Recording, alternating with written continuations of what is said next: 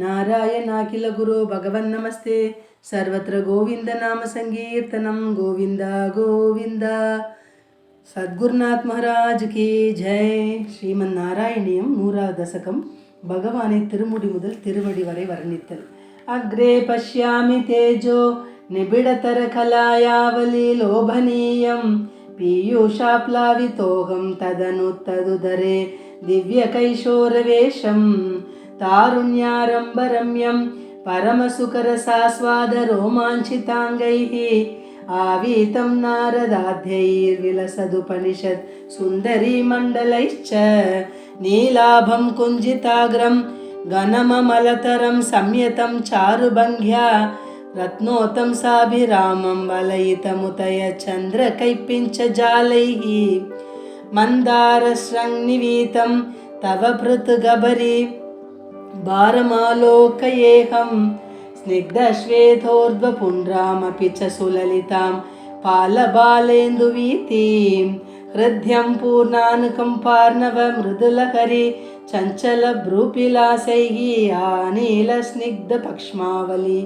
परिलसितं नेत्रयुग्मं विभोते सान्द्रच्छायं विशालारुणकमलदलाकारमामुग्धतारं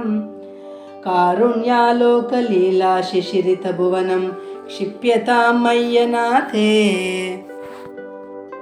उत्तुङ्गोल्लासिनासं हरिमणिमुकुरप्रोलसद्गण्डपाली व्यालोलत्कर्णपाशाञ्चित मकरमणिकुण्डलद्वन्द्वदीप्रम् उन्मीलदन्तपङ्क्ति स्फुरदरुणधरच्छाय बिम्बादरान्तः प्रीतिप्रस्यन्ति मन्दस्मितमधुरतरं वक्त्रमुद्भासतां मे बाहुद्वन्द्वेन रत्नोज्ज्वल वलयभृता शोणपाणिप्रवालेन उपातां वेणुनालीं प्रसृतनकमयूकाङ्गुलीसङ्गशारां कृत्वा वक्त्रारविन्दे सुमधुरविकसद्रागमुद्भाव्यमानैः शब्दब्रह्मामृतैस्त्वं शिशिरितभुवनैः सिञ्च मे कर्णवीतीम् उत्सर्पत्कौस्तुभश्रीततिभिररुणितं कोमलं कण्ठदेशं वक्षश्रीवत्सरम्यं तरलतरसमुद्धिप्रहारप्रतानं नानावर्णप्रसूनावली किसलयिनी मन्यमालां विलोलल्लोलम्बां लम्बमानामुरसितव तथा भावये रत्नमालाम् अङ्गे पञ्चाङ्गरागैः अतिशयविकसत् सौरभाकृष्टलोकं लीनानेकत्रिलोके विततिमपि कृशां बिभ्रतं मध्यवल्लीं शक्रास्मन्यस्ततप्तोज्ज्वल कनकनिभं पीतचेलं ददानं ध्यायामो दीप्तरश्मि स्फुटमणिरशना किङ्किणीमण्डितं त्वाम् ऊरु चारुतवोरु गणमशृणरुचौ चित्तचोरौ रमायाः विश्वक्षोभं विशङ्क्य ध्रुवमनिशमुभौ पीतचेलावृताङ्गौ आनम्राणां पुरस्तान्यसनधृतसमस्तार्थपालीसमुद्गच्छायं जानुद्वयं च क्रमपृतुलमनोज्ञे च जङ्गे निषेवे मञ्जीरं मञ्जुनाथैरिव पदभजनं श्रेय इत्यालपन्तं पादाग्रं भ्रान्तिमज्जत्प्रणत जनमतो मन्दरोद्धारकूर्मम् उत्तुङ्गाताम्रराजन्नगरहिमकर ज्योत्स्नया चाश्रितानां सन्तापध्वान्तहन्त्रीं ततिमनुकलये मङ्गलामङ्गुलीनां योगीन्द्राणां त्वदङ्गेषु अधिकसुमधुरं मुक्तिभाजां निवासो भक्तानां कामवर्षद्युतरुकिसलयं नातते पादमूलं नित्यं चित्तस्थितं मे पवनपुरपते कृष्णकारुण्यसिन्धो कृत्वा निःशेषतापान् प्रदिशतु परमानन्दसन्दोहलक्ष्मीं नित्यं चित्तस्थितं मे पवनपुरपते कृष्णकारुण्यसिन्धो कृत्वा निःशेषतापान् प्रदिशतु परमानन्दसन्दोहलक्ष्मीं नित्यं चित्तस्थितं मे पवनपुरपते कृष्णकारुण्यसिन्धो कृत्वा निःशेषतापान् प्रदिशतु परमानन्दसन्दोहलक्ष्मीम् अज्ञात्वा ते महत्त्वं यदिगनिगदितं विश्वनाथ क्षमेताः स्तोत्रं चैतत्सहस्रोत्तरमधिकतरं त्वत्प्रसादाय भूयात् द्वेधा नारायणीयं श्रुतिषु च जनुषा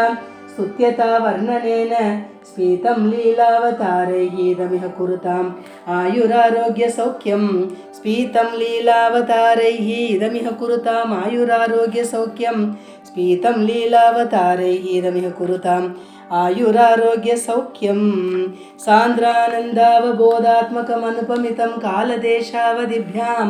निर्मुक्तं नित्यमुक्तं निगमशतसहस्रेण निर्भास्यमानम्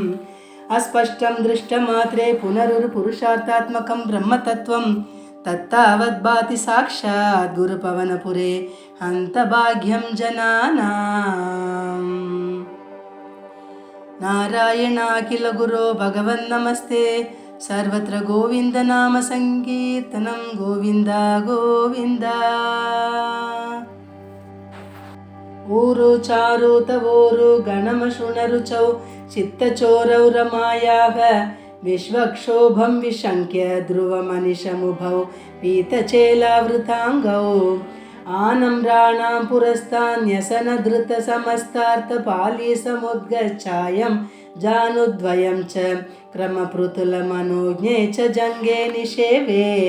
मञ्जीरं मञ्जुनाथैरिव पदभजनं श्रेय इत्यालपन्तं पादाग्रं भ्रान्तिमज्जत्प्रणत जनमतो मन्दरोद्धारकूर्मम् उत्तुङ्गाताम्रराजन्नगरहिमकर ज्योत्स्नया चाश्रितानां सन्तापध्वान्तहन्त्रीं ततिमनुकलये मङ्गलामङ्गुलीनां योगीन्द्राणां त्वदङ्गेषु अधिकसुमधुरं मुक्तिभाजां निवासो भक्तानां कामवर्षद्युतरुकिसलयं नातते पादमूलं नित्यं चित्तस्थितं मे पवनपुरपते कृष्णकारुण्यसिन्धो कृत्वा निःशेषतापान्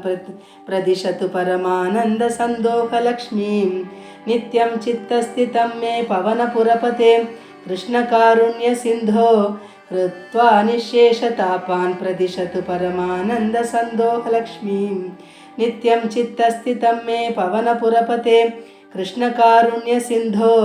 कृत्वा निःशेषतापान् प्रदिशतु परमानन्दसन्दोहलक्ष्मीम्। अज्ञात्वा ते महत्त्वं यदिगनिगदितं विश्वनाथक्षमेताः स्तोत्रं चैतत्सहस्रोत्तरमधिकतरं त्वत्प्रसादाय भूयात् द्वेधा नारायणीयं श्रुतिषु च जनुषा स्तुत्यता वर्णनेन स्फीतं लीलावतारैः इदमिह कुरुताम् आयुरारोग्यसौख्यं स्फीतं लीलावतारैः इदमिह कुरुताम् आयुरारोग्यसौख्यं स्फीतं लीलावतारैः इदमिह कुरुताम् आयुरारोग्यसौख्यं सान्द्रानन्दावबोधात्मकमनुपमितं कालदेशावधिभ्यां निर्मुक्तं नित्यमुक्तं निगमशतसहस्रेण निर्भास्यमानम् अस्पष्टं दृष्टमात्रे पुनरुरुपुरुषार्थात्मकं ब्रह्मतत्त्वं तत्तावद्भाति साक्षात् गुरुपवनपुरे हन्तभाग्यं जनानाम्। नारायणाखिल गुरो भगवन्नमस्ते सर्वत्र गोविन्दनाम संकीर्तनं गोविन्द गोविन्द।